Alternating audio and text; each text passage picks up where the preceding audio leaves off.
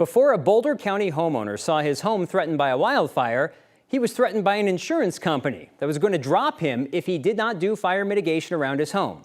So he did, just in time for it to work. 9 News reporter Kelly Reinke looks at how a program helped save properties in Boulder County.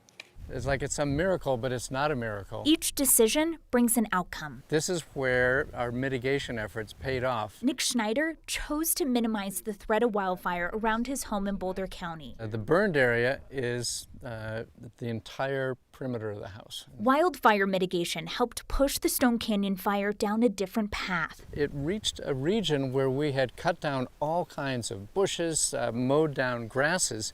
So the fire at this location basically ran out of fuel. His home is now an island around burn scar, just like others in the canyon. And being diverted around through the defensive measures here. He credits his family's decision to remove landscaping that could catch their house on fire. If they didn't, their insurance company threatened to cancel their policy. But as a result of climate change, the land is so much drier, the days are so much hotter, the risk of fire is so much higher. They enrolled in a mitigation program just months before the Stone Canyon fire came to their backyard. It's a combination of mitigation, the interventions from the fire department, and there's got to be some luck in there. The more that people can do beforehand, the wider area that they take, the better they're setting up firefighters to go in and protect their homes. Seth McKinney is the fire management officer for the Boulder County Sheriff's Office. He says choices like the Schneiders gave them an advantage and kept crews safe. Help us